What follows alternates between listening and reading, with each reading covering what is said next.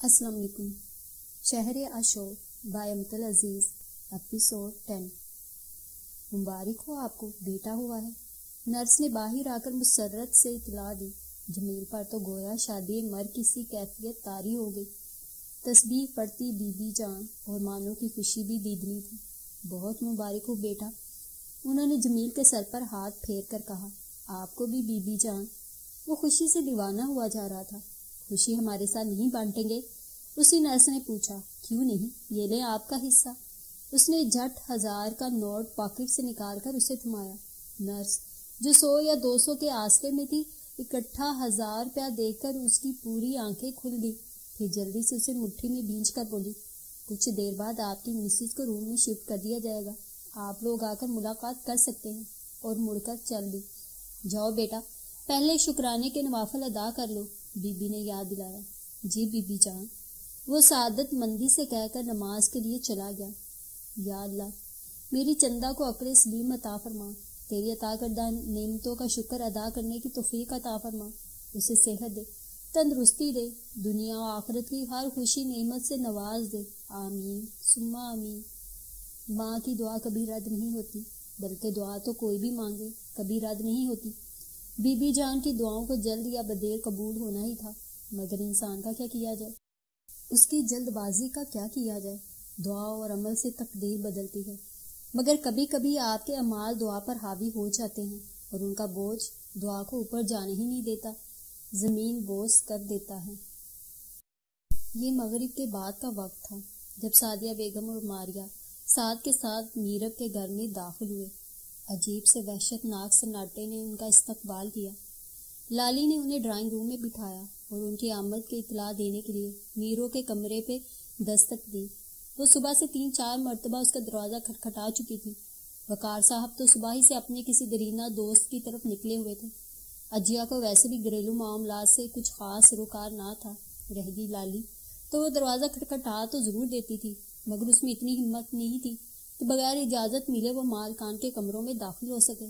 اسے تشویش تو ضرور تھی، مگر ادھر ادھر کے کاموں کی مصروفیت نے اس کی تشویش بھی بھلا دی تھی. ابھی بھی دروازہ پہ دستک دینے پر جواب ندارت. اس کی تشویش پھر سے جاگ اٹھی اور اس نے ڈرائنگ روم میں جوس کے ساتھ یہ اطلاع بھی پہنچا دی. کیا؟ ماری اپنی جگہ سے بے ساختہ اٹھ کھڑی ہوئی. صبح سے میرو کمرے میں ہے اور گھر میں کسی کو اتنی توفیق نہیں ہوئی کہ وہ کمرے میں جھانک آتا کہ وہ زندہ ہے یا مر گئی. وہ غصے میں چیخی. اس کی بات پر سعدیہ دہل گئی. کیا بات کر رہی ہو ماریہ؟ جاؤ دیکھو اندر جا کر تم. انہیں صورتحال کی سنگینی کا اندازہ صحیح معنوں میں اب جا کر ہوا تھا. ماریہ تیزی سے لالی کے پیچھے گئی. آپ پریشان نہ ہو امی جان، انشاءاللہ میرو ٹھیک ہوگی. سعد خود فکر مند تھا مگر انہیں دلاسا دیتا رہا. ماریہ نے بری طرح دروازہ کھٹکھٹایا مگر جواب نہیں ملا. اس نے دروازے کے ہینڈل کو گھمایا. دروازہ کھلتا چلا گیا. کمرے میں گہرا اندھیرا پھیلا ہوا تھا. میرو، میرو کہاں ہو تم؟ وہ متوش ہو کر چلائی. لالی نے ٹٹول کر لائٹ جلائی. میرو آڑی ترچھی رات والے لباس میں بیڈ پر پڑی ہوش و خد سے بیگانہ تھی. میرو، اس کی حالت دیکھ کر ماریہ رو دی. میرو ہوش کرو. اس کے پاس بیٹھ کر اس کا گال تھپتھپانے لگی. پانی دو، اس نے لالی سے کہا. اس کی ناگفتہ با حالت دیکھ کر لالی بھی خاص باختہ ہو گئی تھی. یہ لیں. اس نے سائڈ ٹیبل سے گلاس اٹھا کر اسے تھمایا. اس نے میرو کے منہ پر پانی کے چھینٹے مارے مگر نتیجہ صفر رہا. جاؤ ساس سے کہو گاڑی نکالے، ہمیں اسے اسپتال لے جانا ہوگا. اس نے اپنے آنسو پونچھ کر لالی سے کہا. لالی تیزی سے پلٹ کر باہر نکلی اور ڈرائنگ روم میں جا کر ساس سے گاڑی نکالنے کو کہا. خدا خیر کرے، کیا معاملہ ہے؟ سعدیہ بیگم بھی پریشانی سے کھڑی ہو گئی. وہ جی، بڑی بی بی بے ہوش پڑی ہیں، ہوش میں نہیں آ رہی. اس نے فکر مندی سے کہا. سب گھر والے کہاں ہیں؟ انہوں نے سلگتے ہوئے پوچھا. صاحب تو صبح سے اپنے کسی دوست کی طرف گئے ہوئے. چھوٹے صاحب ابھی آفس سے نہیں لوٹے. رجیہ بی بی جی اپنی دوست کے گھر گئی ہوئی ہیں. اس نے مؤدب لہجے میں بتایا. نہ جانے کیسے بے پرواہ لوگ ہیں. اب بتاؤ میں ابراہیم بھائی کو کیا جواب دوں گی؟ ان کا تیش اب شرمندگی میں ڈھل گیا. او امی، اتنا کیوں پریشان ہو رہی؟ انشاءاللہ سب ٹھیک ہوگا. سعد خود بھی بے حد فکر مند ہو گیا تھا، تاہم خود پر قابو پا کر انہیں تسلی دی. پھر لالی سے مخاطب ہوا. آپ اور ماریہ میرے کو گاڑی تک لائیے، میں گاڑی نکالتا ہوں. وہ کہہ کر تیزی سے باہر نکلا. وہ واپس میرب کے کمرے میں آئی۔ ماریا اس کی ہتھیلیاں سہلا رہی تھی۔ وہ جی آپ کے بھائی کہہ رہے ہیں کہ میرب بی بی کو گاڑی تک اٹھا کر لے آئیں۔ ماریا پریشان ہو گئی کیونکہ میرب دھان پان سے تھی، مگر ماریا بھی آخر لڑکی تھی اور اس کے لیے میرب کو اٹھا کر گاڑی تک لے جانا ہرگز آسان نہ تھا، اور ساتھ کا اسے لے جانا انتہائی نامناسب تھا۔ سو اس نے ہمت کی۔ لالی نے بھی بھرپور مدد کی۔ یوں اسے پورٹیکو میں کھڑی گاڑی میں ڈالا گیا۔ ماریا اس کے پیچھے ہی بیٹھ گئی، جبکہ شدید پریشانی میں گھری سعدیہ نے آگے بیٹھتے ہوئے لالی سے بے حد غصے سے کہا، ہم میرے کو اسپتال لے جا رہے ہیں، جب تمہارے صاحب لوگ لوٹ آئیں تو انہیں بتا دینا، اور یہ بھی کہہ دینا کہ اگر اسے کچھ ہو گیا تو ان کے لیے اچھا نہیں ہوگا۔ یہ کہہ کر انہوں نے دروازہ دار سے بند کیا۔ لالی نے محض سر ہلانے پر اکتفا کیا تھا۔ بی بی 1.25 مہینے تک چندا کے پاس رہ کر گھر لوٹ گئی تھی۔ ان دنوں زیادہ تر سونو ان کے پاس ہی رہا۔ انہوں نے ہی اسے سنبھالا۔ چندا کی بے آرامی کے خیال سے راتوں کو خود جاگی بھی۔ اس عمر میں اس مشقت نے انہیں تھکا ڈالا تھا اور وہ خود بخار میں مبتلا ہو گئی۔ وہ تو چاہتی تھی کہ چندا یہ دن اپنے میکے میں گزارے، مگر چندا ہی کسی تو راضی نہ ہوتی کہ اسے یہاں ہر طرح کی سہولت میسر تھی۔ بات ٹھیک بھی تھی، اس لیے بی بی جان مان گئی اور اس کا خیال کرتے ہوئے خود یہاں رہ کر بچے اور اس کی دیکھ بھال کرتی رہی۔ اسے مقوی غذائیں بنا کر دیتی، مگر وہ کھانے سے صاف انکار کر دیتی۔ مجھے نہیں کھانا یہ سب، میرا ویٹ مزید بڑھ جائے گا۔ وہ جلا جاتی، نہیں بڑھتا وزن، تم کھاؤ تو، تمہارے لیے یہ ضروری ہے۔ وہ پیار سے پچکارتی، اوفو نہیں کھانا کہہ دیا نا۔ وہ چیخ اٹھتی تو بی بی اپنا سا منہ لے کر رہ جاتی۔ جمیل ان کی موجودگی سے مطمئن تھا۔ اب جب وہ چلی گئی تھی تو اس نے چندا کو کھلانے پلانے، اس کا خیال رکھنے کی ذمہ داری خود پر عائد محسوس کی۔ چندا یخنی دن میں 2 بار پیا کرو، بشیرن سے کہو تمہیں فروٹ کاٹ کر دے۔ چندا رات کو بھی تم نے دودھ کا گلاس یوں ہی پڑا رہنے دیا، اپنی صحت کی طرف سے اتنی بے پرواہی اچھی نہیں۔ آخر کو تم سونو کو فیڈ بھی کرواتی ہو، ایسے تو تم بیمار پڑ جاؤ گی۔ فکر مندی سے لبریز، محبت سے چور، یہ جملے چندا کو تیر کی طرح لگتے۔ خدا کے واسطے مجھے میرے حال پر چھوڑ دیں۔ ایک روز اس نے تنگ آ کر ہاتھ جوڑے، میری بھی کوئی زندگی ہے، پسند ہے، کیوں ہر وقت تلوار کی طرح میرے سر پر لٹکتے رہتے ہیں؟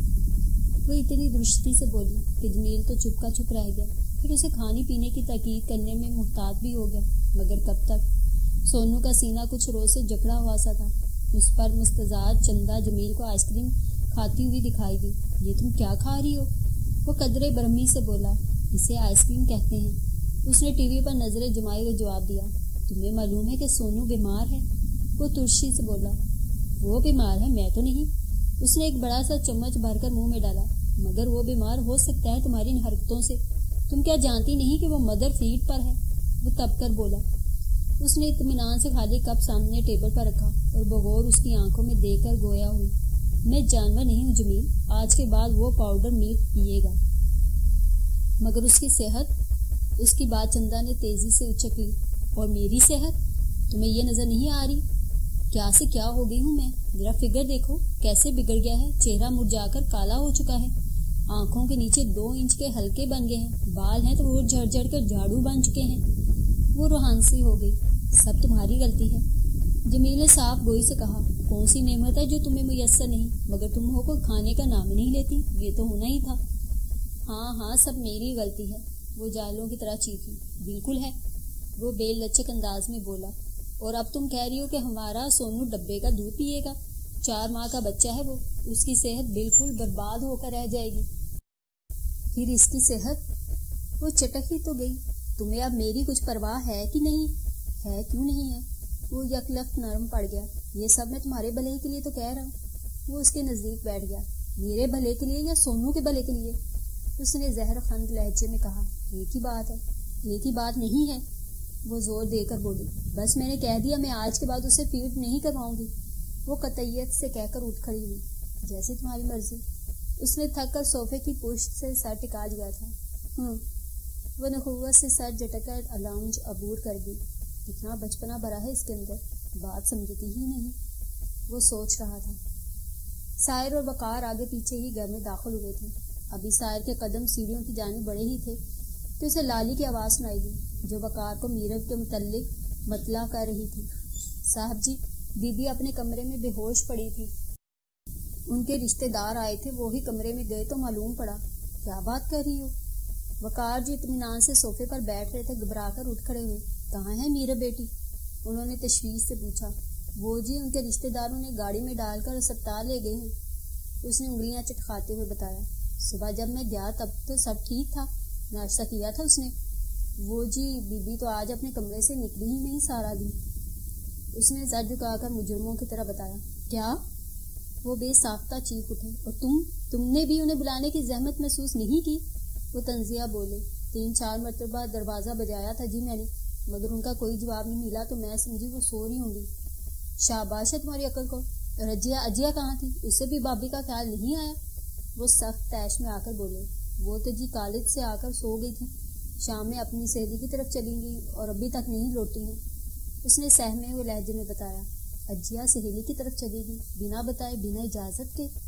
وہ اچنبھے سے بولے۔ اپنی پریشانی سے رگڑتے ہوئے سائر کو پکارا جو بے تاثر انداز میں کھڑا تھا۔ ان کے پکارنے پر ان کے پاس آیا۔ تم نے بھی میرب کو فون نہیں کیا؟ انہوں نے اپنا غصہ دباتے ہوئے کہا۔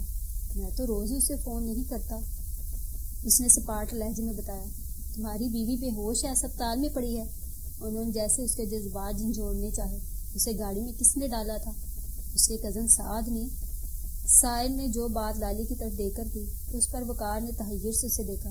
نہیں جی، میں نے اور ان کی کزن نے۔ لالی سرد سے بولی۔ یہ کیا فضول کی باتوں میں پڑ گئے ہو؟ فون کرو انہیں، پتہ کرو کہاں ہیں وہ۔ انہوں نے جھڑکا۔ سائل نے دانت پر دانت جمائے اپنا سیل نکال کر نمبر ڈائل کرنے لگا۔ نمبر ماریا کا تھا مگر ریسیو سعد نے کیا۔ ان سے اسپتال کا پتہ معلوم کرتے اس نے فون بند کر دیا۔ چلو جلدی چلو، نہ جانے کیا معاملہ ہے، بس اللہ رحم کرے۔ وہ متفکر سے تھے مگر سائر کے چہرے پر تفکر، پریشانی، پشیمانی کچھ بھی نہ تھا۔ تو یہی چیز وقار کو حیران کر رہی تھی، بے حد حیران۔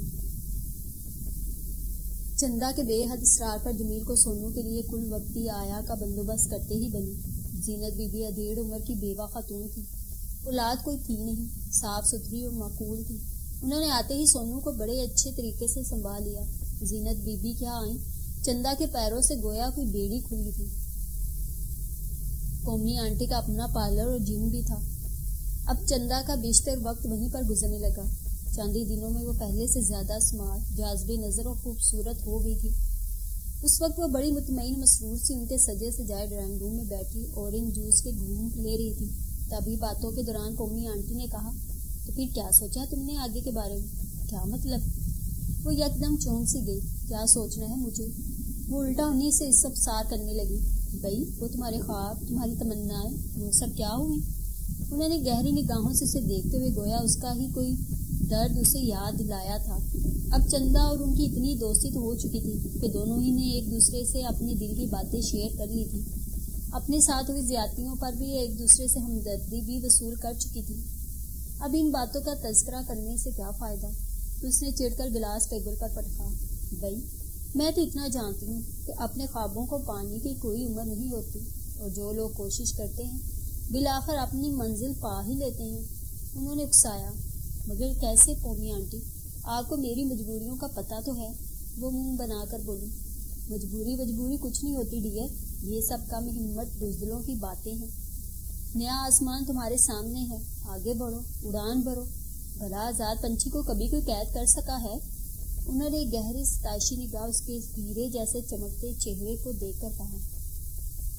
مگر کیسے ممکن ہے یہ؟ اب میں شادی شدہ ہوں، میرا ایک بچہ ہے۔ وہ کڑوے لہجے میں بڑبڑائی۔ مگر یہ بات تو صرف تم جانتی ہو نا، مارکیٹ میں کون بتائے گا؟ وہ معنی خیزی سے دھیمے سے ہنسی۔ آپ کی مرتبہ چندا کچھ نہیں بولی، بس نہ سمجھی مگر دلچسپی سے انہیں دیکھی گئی۔ کیوں ٹھیک ہے نا؟ وہ تصدیق چاہتے ہوئے بولی۔ خاک ٹھیک ہے، جمیل کبھی نہیں مانے گا۔ وہ جھنجھلائی۔ ہاں اور نہ کے درمیان والی کیفیت۔ نہ مانے؟ تمہیں بتانے کی ضرورت بھی کیا ہے؟ وہ بے پرواہی سے بولی۔ اور یوں بھی اس نے کون سا تمہیں سکھی رکھا ہوا ہے؟ ہنی مون تک پہ تو تمہیں لے کر نہیں کیا۔ کپڑے دیکھو اپنے، صاف لگتا ہے جیسے کہ کسی عام سی مارکیٹ سے خریدے ہوں۔ ہیرے کی ایک انگوٹھی تک تو ہے نہیں تمہارے پاس۔ آخر اس نے تمہیں دیا ہی کیا ہے؟ اوپر سے پابندیاں ایسے لگاتا ہے تم پر گویا تمہیں کسی محل کی ملکہ بنا رکھا ہو۔ توبہ! انہوں نے تیزی سے نفی میں سر ہلا کر اسے اس کی زندگی کا ایسا آئینہ دکھایا جس میں وہ اپنی کربناک تصویر دیکھ کر گنگ رہ گئی۔ ذہنی تناؤ اور نقاہت کی وجہ سے پیشنٹ بے ہوش ہے۔ ایسی کوئی فکر کی بات نہیں، انہیں ڈرپ لگا دی گئی ہے، کچھ دیر میں انہیں ہوش آ جائے گا تو دوبارہ چیک اپ کر کے دوائیاں تجویز کی جا سکیں گی، تب تک آپ لوگ ریلیکس کریں۔ ڈاکٹر اپنے مخصوص لہجے میں کہہ کر پیشہ ورانہ مسکراہٹ سے انہیں نواز کر اپنے روم کی طرف جا چکی تھی۔ یا اللہ تیرا شکر ہے، سعدیہ بیگم کے منہ سے بے ساختہ ہی شکر کا کلمہ نکلا اور وہ لابی میں رکھی کرسیوں میں سے ایک پر ڈھیلے ڈالے انداز میں بیٹھ گئی۔ جی ہاں، اللہ کا شکر ہے کہ اس کی جان بچ گئی، ورنہ سار بھائی نے تو اسے مارنے میں کوئی کسر نہیں اٹھا رکھی تھی۔ ماریا تند لہجے میں چبا چبا کر بے ساختہ کہہ گئی۔ کیا کرتی؟ وہ پچھلے 1 گھنٹے جس شدید ذہنی پریشانی کا شکار ہوئی تھی وہی جانتی تھی۔ پھر فکر مندی کے ساتھ ساتھ اسے ہلکا سا یقین بھی تھا کہ ہو نہ ہو میرو کی اس حالت کا تعلق براہ راست سائے ہی سے ہو سکتا ہے۔ کیا اول فول بکری ہو؟ سعدیہ نے یکدم سر اٹھا کر اسے بے یقینی سے دیکھا۔ جی ہاں امی، میں ٹھیک کہہ رہی ہوں، سائر بائی نے اس کی زندگی جہنم بنا رکھی ہے۔ وہ بے حد شکی مزاج انسان ہے، ہم سے ملنے ہمارے گھر آنے تک کی پابندیاں لگا رکھی ہیں انہوں نے اس پر۔ اس کا ہر عمل اور اس کا کردار سب کچھ مشکوک ہے ان کی نظر میں۔ جب سے شادی ہوئی ہے وہ کسی تلوار کی مانند لٹکتے رہتے ہیں اس کے سر پر۔ ہو نہ ہو اس کی اس حالت کے ذمہ دار بھی وہی ہیں، وہ یقین سے بولی۔ سعدیہ منہ کھولے اس کے انکشافات سن رہی تھی۔ میرب کا محتاط رویہ اور سائے کا لیا دیا انداز وہ بھانپ تو گئی تھی، مگر انہوں نے نظر انداز کر دیا تھا کہ نئی شادی ہے، میرب سائر کے ساتھ جتنی جلدی ممکن ہو ایڈجسٹ کر لے اچھا ہے۔ ان کے تو وہم و گمان میں بھی یہ سب نہیں تھا۔ بیٹی نہیں تھی وہ ان کی، مگر عزیز اتنی ہی تھی۔ تمہیں یہ سب کیسے معلوم؟ الفاظ بکھرنے لگے تھے۔ خود اسی نے بہت مجبور ہو کر بتایا تھا۔ اب وہ یکدم ہی راز فاش کر دینے پر کچھ پشیمان سی تھی، تھک کر ان کے برابر ہی میں ٹک گئی۔ ابراہیم بھائی کو پتہ ہے؟ ان کے ذہن میں یکدم ہی ابراہیم صاحب کے فون کال آ گئی۔ نہیں، نہ انہیں نہ کسی اور کو۔ اس نے اپنی بہن اپنا دوست سمجھ کر صرف مجھ سے شیئر کی تھی یہ بات۔ وہ سر جھکا کر مجرموں کی طرح بولی، اور تم نے مجھ کو بتانا ضروری نہیں سمجھا؟ انہیں یکدم ہی اس پر بے تحاشا غصہ آیا تھا۔ تم آج کل کی نسل نہ جانے اپنے آپ کو کیا سمجھتی ہو؟ ارے ابھی بڑے بیٹھے ہیں تمہارے، تم لوگ خود کیوں اپنے ماں باپ بن کر اپنے مسائل سلجھانے کی کوشش کرتے ہو؟ امی ایسی بات نہیں، میرو کسی کو دکھ نہیں پہنچانا چاہتی تھی، بس اسی لیے۔ وہ اس کی صفائی دینے لگی۔ پتہ نہیں ان 5 ماہ میں بن ماں کی بچی پر کیا بیت گئی۔ ابراہیم بھائی تو اسے میری سرپرستی میں چھوڑ کر گئے تھے، میں انہیں کیا جواب دوں گی؟ ان کی آنکھیں ایک مرتبہ پھر گر گئی، تب ہی دور سے سامنے کا شیشے کا داخلی دروازہ دھکیل کر اندر آتے ہوئے وقار اور سائے دکھائی دیے۔ ان کے ساتھ ساتھ ہی دل کے معاملات نپٹا کر ساتھ آتا دکھائی دیا۔ وقار متوحش اور پریشان سے تھے، جبکہ سائے کے اوپر بے حسی سی لا تعلقی تاری تھی، جسے دیکھ کر ماریا اور سعدیہ دونوں ہی کو بے حساب غصہ آیا تھا۔ السلام علیکم۔ وہ انہیں سلام کر کے پینٹ کی جیبوں میں ہاتھ ڈالے ایک کونے میں کھڑا ہو گیا۔ البتہ ساتھ سے مسافہ کرتے وقت ایک ناگوار کٹیلی نگاہ اس پر ڈالنا ضروری سمجھا تھا۔ کیسی طبیعت ہے میرے بیٹی کی؟ وقار نے سعد سے مسافہ کرتے ہوئے سعدیہ سے پوچھا۔ زندہ ہے، انہوں نے تڑپ کر جواب دیا۔ وقار کے ماتھے پر ناگواری کی لکیریں ابھری۔ کیا کہہ رہی ہیں؟ لہجے سے غصہ ظاہر نہ ہونے دیا۔ مگر ایسا کوئی تکلف سعدیہ نے نہیں کیا۔ پوچھے اپنے صاحبزادے سے جو اس کی اس حالت کے ذمہ دار ہیں۔ وہ اپنی نشیب سے اٹھ کر کھڑی ہوئی تھی۔ ماریا نے کچھ پریشانی، جبکہ سعد نے حیرت سے اپنی نرم خوں والدہ کو دیکھا تھا۔ دیکھیے بھابھی، میرے کی حالت کی وجہ سے ہم بھی پریشان ہیں، مگر اس طرح کے الزام تراشی قطعی نامناسب ہے۔ اب کی مرتبہ ان کا انداز بھی روکھا تھا۔ سائے کے ابرو تن گئے، آنکھیں غصے سے بھری تھی، تاہم وہ خاموش رہا۔ بھائی صاحب باخدا، میں الزام تراشی نہیں کر رہی، آپ کو حقیقت سے آگاہ کر رہی ہوں، کیونکہ آپ کے انداز سے لگتا ہے جیسے آپ بھی اس بات سے ناواقف ہیں۔ وہ اب کی بار کچھ نرم ہو کر بولی۔ کیسی حقیقت؟ کون سی بات؟ وہ بے وقوفوں کی طرح کبھی پیچھے کھڑے سائے کو دیکھے گئے۔ یہ تو آپ اپنے بیٹے ہی سے پوچھیے۔ فی الحال میں آپ کو بتا دینا چاہتی ہوں کہ میرب یہاں سے میرے ساتھ گھر جائے گی اور اس وقت تک وہاں رہے گی جب تک کہ وہ مکمل صحت یاب نہیں ہو جاتی۔ وہ استحقاق سے 2 ٹوک گویا ہوئی، تبھی یکدم سائر آگے آیا۔ آپ چاہیں تو اسے ہمیشہ کے لیے اپنے پاس رکھ سکتی ہیں، جبکہ میرا خیال ہے وہ خود بھی ایسا ہی چاہتی ہے۔ وہ زہر خند لہجے میں سعد کو سر سے پیر تک تنزیہ انداز میں گھور کر الٹا گھوما۔ लंबे लंबे डग भरता हुआ बाहर निकल गया। यहाँ कोई भी ना समझ नहीं था जो उसकी बात का मफहूम ना समझ पाता। मारे जब्त के साथ का सफेद चेहरा सुर्ख पड़ गया। मारिया उसकी जुर्रत पर हक्का बक्का रह गई, जबकि सादिया ने हक तक खड़े वकार को मुखातिब किया। देख लिया आपने क्या खन्नास माया हुआ है आपके बेटे के दिमाग में। उसके इसी खन्नास ने मीरा को इस हाल पर पहुंचाया है। भाई साहब, मुझे शिकायत शायर से नहीं, गिला आपसे है। आप तो बड़े मान से प्यार कर ले गए थे इस बिन माँ की बच्ची को, आपने भी उसका ख्याल ना रखा। अब आप ही बताइए, मैं इब्राहिम भाई को क्या जवाब दूं? तो जज्बाती अंदाज में बोली। मारिया ने उनके कंधे पर हाथ रखकर उन्हें हौसला देना चाहा। मैं आपसे क्या कहूँ, इस वक्त बहुत शर्मिंदा हो रहा हूँ। मुझे तो लगा इन दोनों के दरमियान सब कुछ ठीक है। अब इस तरह की सूरत हाल का तो मैंने तसव्वुर भी नहीं किया था। आप इब्राहिम को मत बताइए, खुदा की कसम मैं उसकी मलामत बर्दाश्त नहीं कर सकूंगा। वो अपनी पेशानी रगड़ते हुए शदीद मुज़म्मिल लग रहे थे। मेरा मकसद आपको शर्मिंदा करना हरगिज़ नहीं है भाई साहब, मैं तो सिर्फ ये चाहती हूँ कि अगर कोई मसला है तो उसे हल कर लिया जाए। ठीक कह रही हैं आप। मीरब कैसी है? मैं मिलूँ उससे? वो अपने आप को संभाल कर बोले। ठीक है, मगर अभी वो नूदगी में है। मारिया ने बताया। साद काफ़ी देर खामोश खड़े रहने के बाद वहाँ से हट गया था। ठीक है, फिर मैं चलता हूँ। आप ले जाइए मीरब को अपने साथ। मैं देखता हूँ इस मसले को हल करने की कोशिश करता हूँ। वो जाने के लिए मुड़े, फिर कुछ याद आने पर दोबारा उनसे मुखातिब हुए। बिल में भर दूंगा, आप तरद्दुद ना करें। बिल अदा किया जा चुका है भाई साहब। मीरो मेरी बेटी की तरह है, आप फिक्र ना करें बेकार बातों की, सादिया ने कहा। वो सारा हिलाकर बिना अलविदा कहे बाहर निकलते चले गए।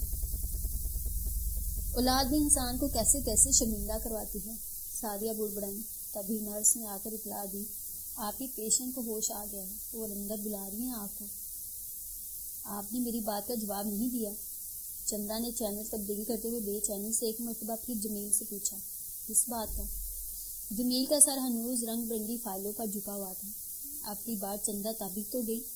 रिमोट बेड पर पटक कर उठ खड़ी हुई, ड्रेसिंग चेयर पर आकर बैठ गई। मगर जमील के नहमाक में फर्क ना आया। उसने तिलमिलाते हुए हैंड लोशन का ढक्कन खोला और लोशन हाथ पर मलने लगी। मैं कुछ कह रही हूँ, सुन रही हैं आप? वो चटकते हुए बोली। हाँ कहो, कान खुले हैं मेरे। मुझे यूरोप कब लेकर चलेंगे? हमारी शादी को इतना अरसा हो गया, आप मुझे कहीं घुमाने नहीं लेकर गए। यार सोनू को जरा बड़ा तो हो लेने दो, 1 साल का बच्चा है, ख्याल करना पड़ता है। उनकी बात ने उसके तन बदन में आग भड़का दी। आप एक बात मुझे साफ साफ बताइए। उसने लोशन टेबल पर पटका। आपकी जिंदगी में मेरी कोई अहमियत है भी या नहीं? उसके अंदाजे बरहमी पर जमील ने फाइल से सर उठाकर उसे देखा। तुम्हारी ही वजह से कह रहा हूँ, तुम वहाँ तफरीह करोगी या बच्चे के पीछे हलकान होती रहोगी? जरा बड़ा हो जाएगा तो तुम्हें ही आसानी रहेगी। वो उसके बरक्स किसान से बोला। मगर इसे लेकर जाने की जरूरत ही क्या है? हमारा हनीमून है, हम अकेले नहीं जा सकते क्या? वो जिद्दीपन से बोली। ओहो, तो यूं कहो ना कि हनीमून मनाने का जी चाह रहा है। उसने फाइल बंद करके उसे महबूबियत से देखते हुए शरारत से कहा। जमील, बात को इधर उधर मत करे। वो सख्ती से बोली। बात इधर हो जाएगी या उधर पहुंचेगी यहीं तक। वो गैर संजीदा अंदाज में बोला। मुझे टालने के बजाय साफ साफ क्यों नहीं कह देते कि आपकी औकात नहीं है मुझे वहां लेकर जाने की? उसने कुछ इतनी बदतमीजी से कहा कि यकलफ जमील संजीदा हो गया। मेरी औकात को छोड़ो, तुम्हारी औकात है इतनी बेहतरीन जिंदगी गुजारने की जो तुम गुजार रही हो? उसके ठंडे ठार लहजे में कहा। चंदा मस्खर से हंस दी। मेरी औकात की क्या बात करती हो जमील? मेरी परवाज़ तो आसमानों तक है, मगर मुझे महज घर और गर्दारी जैसे सुनहरे जाल में मुक़य्यद कर दिया गया है। अपने आप को इतनी ऊंचाई पर तसव्वुर करना छोड़ दो, नीचे गिरोगी तो तुम्हें ही तकलीफ होगी। उसका लहजा ना सहना था, मगर वो मजीद बढ़ गई। दिखते वो हैं जो ऊंचा उड़ने के हुनर से ना वाकिफ हों। तो मुझे ड्रावे देने की बजाय कुछ अपना स्टेटस बुलंद करने की कोशिश करो तो तुम्हारे लिए बेहतर है। अपनी हिम्मत और कोशिश से ही मैं इस मकाम पर पहुंचा हूँ, उसने जिताया। जमीन के नीचे रहने वाले महज जमीन के ऊपर ही आ जाने को कामयाबी तस्वुर करते हैं। वो इस्तहज़ाया बोली। जमीन के ऊपर ही सब कुछ है। मैं आसमान पर चढ़ने की ख्वाहिश में अपने पैर जमीन से उठा देने वाले बेअक्लों में से नहीं हूँ। वो गहरे लहजे में बोला। बहरहाल मैं कुछ नहीं जानती, मुझे यूरोप जाना है और इसी महीने जाना है, वरना नहीं। वो हटीलेपन से बोली। नहीं तो ना सही, तुम्हारी मर्जी। مگر فی الحال میں تمہیں لے کر نہیں جا سکتا، اس نے قطعیت سے کہہ کر گویا بات ہی ختم کر دی اور فائلیں سمیٹنے لگا۔ تم مجھے منع کر رہے ہو؟ وہ تحیر امیز بے یقینی سے بولی۔ اس کی کشادہ آنکھیں مزید پھیل گئی تھیں۔ ہاں، وہ کہہ کر فائلیں سمیٹ کر اسٹڈی میں رکھنے چلا گیا۔ یہ اس سے کیا ہوا؟ وہ اب تک بے یقینی سے کھڑی تھی۔ جن کے لبوں سے صرف آپ کے لیے ہاں نکلتا ہو، جب وہ منکر ہو جائیں تب جو محسوس ہوتا ہے اس وقت وہ وہی محسوس کر رہی تھی۔ اسپتال سے گھر تک کا راستہ بے حد خاموشی سے طے ہوا۔ سائر لب انچے ماتھے پر شکنوں کا جات ہلائے از حد سنجیدگی سے ڈرائیونگ کرتا رہا، جبکہ وقار صاحب کسی بہت ہی گہری سوچ میں مستغرق تھے۔ وہ چونکے تب جب گاڑی گھر کے پورٹیکو میں آ کر رکی۔ گھر کے اندر آ کر وہ اسی گہری دبیز خاموشی کے ساتھ بنا کسی طرف دیکھے اپنے کمرے کی جانب چلتے چلے گئے۔ ان کے قدم ڈھیلے ڈھالے اور کندھے ڈھلکے ہوئے سے تھے۔ سائر انہیں یوں پسمردہ دے کر عجیب سے ملال میں گر گیا، مگر دوسرے ہی لمحے اسے اس چال باز احمق پر شدید تاؤ چڑھ گیا جو اس سب کی ذمہ دار تھی۔ ڈرامے باز، بد کردار عورت۔ وہ تنفر سے ساتھ جھٹک کر اپنے کمرے میں آ کر کپڑے تبدیل کرنے لگا۔ شام میں کچھ سنیکس لے لیے تھے، اس لیے بھوک تو اسے فی الحال نہیں تھی، البتہ کافی کی طلب شدید تھی۔ ابھی وہ باہر جا کر لالی کو کافی کہنے کا سوچ ہی رہا تھا کہ مان دروازے پر دستک ہوئی۔ یس کمنگ، وہ اپنے لیپ ٹاپ کو بیڈ پر رکھتے ہوئے بولا۔ آنے والے وقار تھے، جنہیں دیکھ کر وہ یکدم سیدھا ہوا۔ بابا آپ آئیے بیٹھیے۔ اس نے جلدی سے بیڈ کی طرف اشارہ کیا۔ وہ چپ چاپ بیٹھ گئے۔ وہ یوں ہی کھڑا انہیں سوالیہ نگاہوں سے دیکھے گئے۔ بیٹھ جاؤ، وہ کچھ دیر توقف کے بعد گہری سانس بھر کر بولے۔ وہ بلا چون چراں بیٹھ گیا۔ تم جانتے ہو سائے، کچھ دیر بعد ان کی درد میں ڈوبے گہری آواز گونجی۔ تم نے آج کیا کیا ہے؟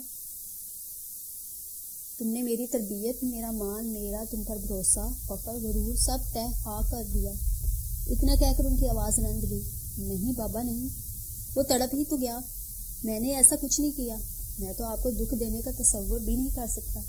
اس کے روم روم میں ندامت امیز بے چینی بھر گئی۔ اس نے وقار کے دونوں ہاتھ تھام لیے، انہوں نے چھوائے نہیں، تاہم اس کی جانب دیکھا بھی نہیں۔ کیا میں یہ پوچھنے کا حق رکھتا ہوں کہ آخر تم نے اس معصوم کے ساتھ ایسا کیا سلوک کروا رکھا تھا جو وہ یوں نڈال ہو کر رہ گئی؟ ان کی رندی ہوئی آواز میں ہلکا سا غصہ چھلکا۔ معصوم؟ اس نے زہر خند انداز سے دہرایا اور ان کے تھامے ہوئے ہاتھ چھوڑ دیے۔ وہ ہرگز معصوم نہیں ہے بابا، آپ محض چہرے دے کر دھوکہ کھا جاتے ہیں۔ وہ نظریں چراتے ہوئے بولا۔ اچھا، ایسا کیا کیا ہے اس نے؟ ان کا غصہ بڑھنے لگا۔ وہ بد کردار ہے، وہ مستربانہ انداز میں چیخ کر بولا اور اٹھ کھڑا ہوا۔ اس کے الفاظ پر وقار ششدر رہ گئے۔ ان کی نگاہوں میں اتنی بے یقینی اور تحیر تھا کہ سائے چٹک گیا۔ مجھے معلوم ہے کہ آپ میری بات کا یقین نہیں کریں گے، حالانکہ آپ کو کرنا چاہیے، وہ زور دے کر بولا، مگر اب کی بار وقار بڑھ گئی۔ تمہیں اتنا رقیق جملہ اپنی پاک باز بیوی کی ادا کرتے ہوئے ذرا بھی شرم نہیں آ رہی؟ شرم مجھے نہیں، اسے آنی چاہیے، وہ بھی بلند آواز میں بولا۔ وہ غیر لڑکوں کے ساتھ بے تکلفی برتتی ہے، لوگوں کو اپنے پیچھے لگا کر خوش ہوتی ہے، بےہودہ لباس پہنتی ہے، پھر بھی اسے شرم نہیں آتی تو مجھے اسے بد کردار کہتے ہوئے شرم کیوں آئے؟ وہ ہذیان بک رہا تھا۔ وقار زماتی یہ فہرست سن کر حق ڈھک رہ گئے۔ کچھ دیر بعد ان کے لب پھڑپھڑائے۔ سائے، وہ ایسی نہیں ہے، میں اسے اچھی طرح جانتا ہوں میرے بچے، وہ بے چارگی سے بولے۔ وہ ایسی ہی ہے بابا، پلیز آپ اس کی طرفداری مت کریں، وہ بے لچک لہجے میں کہہ کر واش روم میں گھس گیا۔ وقار نے تھکی تھکی سی سانس لی تو گویا تاعمر مشقت کے بعد میں ناکام ٹھہرا۔ ان کے ذہن میں یہی سوچ منجمد ہوئی تھی۔ میرب کے ہوش میں آنے کے بعد کچھ ٹیسٹ کیے گئے۔ اب وہ نارمل مگر بے حد گمسم اور اداس ہی تھی۔ ماریا اس کے نزدیک بیٹھی پیار سے اس کا سر سہلا رہی تھی، جبکہ سعدیہ اپنی سیل پر آنے والی کسی کار پر مصروف کوریڈور میں تھی۔ ساتھ کہیں کیا ہوا تھا؟ میرب میری جان، اب کیسا محسوس کر رہی ہے تم؟ قسم سے یار، تم نے تو جان ہی نکال دی تھی۔ وہ اس کی اداسی زائل کرنے کو شگفتگی سے بولی۔ ماریا، کیا سائر ابھی تک نہیں آئے؟ اس نے بے چینی سے دریافت کیا۔ وہ اور انکل دونوں آئے تھے، انکل کی طبیعت بھی کچھ ٹھیک نہیں تھی، اس لیے انہیں لے کر وہ واپس گھر چلے گئے۔ ماریا نے اس کی کیفیت کو پیش نظر بات بنائی۔ ماریا پلیز مجھے کچھ دن اپنے گھر لے چلو، وہ لجاجت سے بولی۔ ماریا کی آنکھیں بھیگ گئی۔ کیوں نہیں میرب، वो तुम्हारा भी तो घर है। उसने पुचकार कर कहा, नहीं मारियम, दुनिया में अब मेरा कोई घर नहीं। इतना कहकर वो रोने लगी। मारिया बेबसी तरह से उसे देखने लगी। तभी सादिया नर्स के साथ खुशगवार मूड में कमरे में दाखिल हुई और उसे रोता देखकर ठठक गई। क्यों बे मीरब, क्यों रो रही हो? उसके नजदीक आकर प्यार से बोली। नर्स सफेद लिफाफा हाथ में लिए मुस्कुरा रही थी। आंटी, मुझे बाबा के पास जाना है। वो बच्चों के से लहजे में बजी दूंगी। ठीक है, चली जाना। उन्होंने उसी अंदाज में तसल्ली दी जिसे तिफले तसल्ली कहा जाता है। फिलहाल तो एक खुशखबरी सुनो। वो मायनी खेजी से मुस्कुराई। मारिया चौंकर उन्हें देखने ही गई। तुम्हारे कदमों तले जन्नत अमीर होने जा रही है मीरब। उन्होंने उसे नम आंखों से देखकर मतला किया। क्या मतलब? वो हकला गई। मतलब आप अम्मी जान बनने वाली हैं। नर्स ने शौकी दिखाई। क्या? मारिया खुशी से उछल पड़ी, जबकि उससे कुछ बोला ही नहीं गया। वो बस बेयकीनी से उसे देखकर रह गई।